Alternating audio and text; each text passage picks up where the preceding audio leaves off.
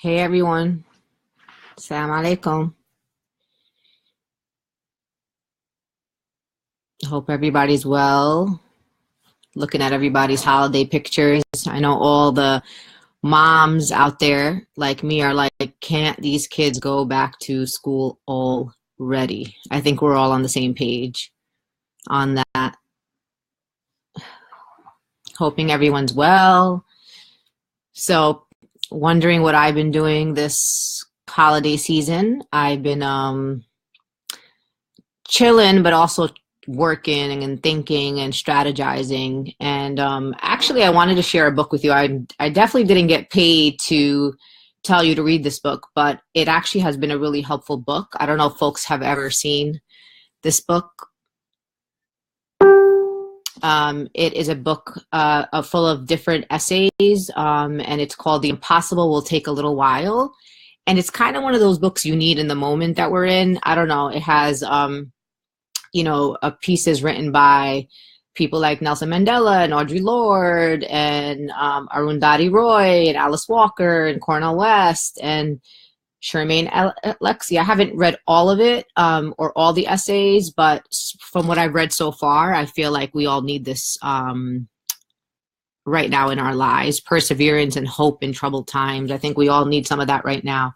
So I highly recommend you get this book. So I'm actually came on because a lot of people keep emailing me and texting me about Women's March stuff, and I feel like I want to just answer all the questions in one place. You're probably wondering why I have this baseball. It's actually a official baseball, but you're not going to believe it. It's signed by Bernie Sanders. So it is an autographed baseball by Bernie Sanders. If you were wondering why, I'm not really a baseball fan, but when Bernie Sanders signs a baseball for my son, I keep it in my room. So Women's March. There's a lot of Facebook pages. Every single day, someone's sending me a new link to a new Facebook page, telling me, is this Women's March? Is that Women's March? What's going on? I don't know. Where's the Women's March going to be? This is also confusing. Well, let's be really clear about what's going on. So the Women's March National, which would be parallel to the Women's March, which would be parallel to the Women's March on Washington last year in Washington, D.C., is happening in Las Vegas, Nevada. So on January 21st, 2018, the Women's March national team will be in Las Vegas, Nevada. And you might be thinking to yourself, why Las Vegas, Nevada? I'm not really following this conversation. So I'm going to tell you why. We love Washington, D.C. We think Washington, D.C. is an amazing place with amazing organizers, and they have a big fight and have had one for a long time around taxation without representation. As many of you know, they don't have a member of Congress representing them, and we value their work. We support their work of D.C. local organizers around representation. But when we're talking about 2018, the Women's March national team felt it was more strategic for us to go to a swing state, for us to send a very important strategic message from women that we understand what's at stake in 2018, and we need to win back the House and the Senate. So it didn't really serve us to go to Washington, D.C. and yell at the president and, be all mad about what's happening, which is fine. And if you want to do that, that's great, but we have work to do, and work is going to require us all organizing, in a swing state, in a place where we really have an opportunity to take back the House and the Senate. And Nevada is one of those states. It's also on the other coast. Last year we were on the East Coast. This year we're going to be on the West Coast. And we are working with the local host committee in Nevada. The Women's March official national page has posted a picture introducing you to them. They are a group of diverse women and allies, Black women. The Latino representation came out for us, and it's really been wonderful to listen to them about the work that they've already been doing on the ground in Nevada, but also what their hopes are for what we can bring to the table in 2018. So that's why the Women's March is going to Nevada. We will be posting speaker lists and, folks who are coming. There'll be more logistical information. Nevada will be helping bus folks in from different parts of the state. So we're excited about that, and we're fired up. And we hope that the message and the story that's going to be told is that the Women's March is really focusing on 2018 elections. And, you know, it's not, electoral politics is not the answer or the only answer to liberation. So nobody has to explain that to me. I understand that on a very deep and personal level. But I do understand that in the interim, to protect some of our people and to protect us from some of the outrageous policies that are being thrown at us from this administration, that we have to be prepared, and we have to find people who are going to at least represent us in the very small temporary interim, who are going to not throw dreamers under the bus. You know, of course, Democrats do that too, but also people who are going to stand with Muslim communities, folks who are going to stand with LGBTQ communities, with people with disabilities, terminally ill people. It was such a disgrace for me to be in Washington, D.C. the past 2 weeks fighting against the tax bill and seeing people with disabilities and people with terminal illnesses fighting for themselves and their children. So that's where we are at.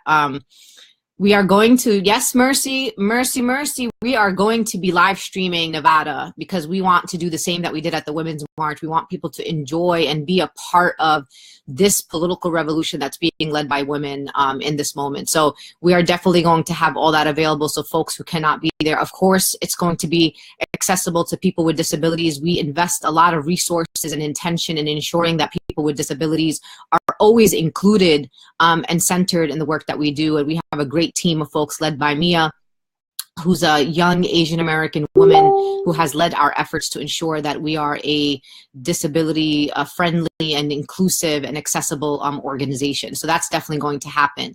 So that's why we're going to Nevada. Now, we also have sister marches happening across the country. So our network of sister marches is happening.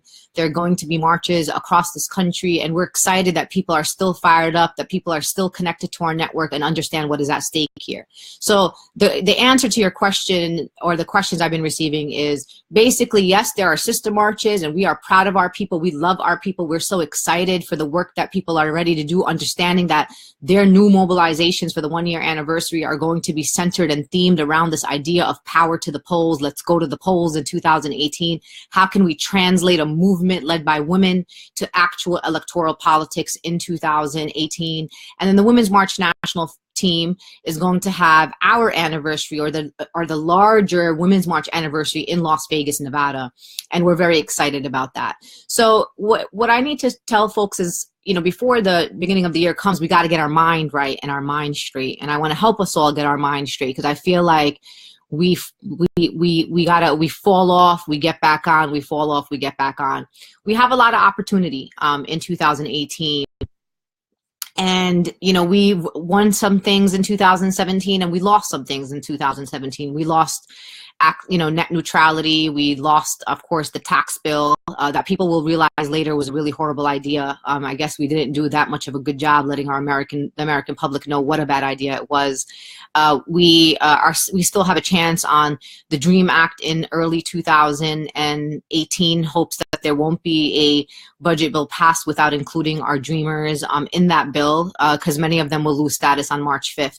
But what I want to say to people is that just as much as you want to win, just as fired up as you are, and all the folks that are out here like, you know, Trump and this investigation and we got to do this, and everyone's so outraged, just as much as you are outraged and you want to win, there are other people who want to win, and they want to win on a different side from you. And I think, generally speaking, my experience has been is that the majority of Americans are with us, and the majority of Americans are with people who believe in equality and justice for all people, people who want to see more progressives in office, people who fundamentally understand the principles and values that we have.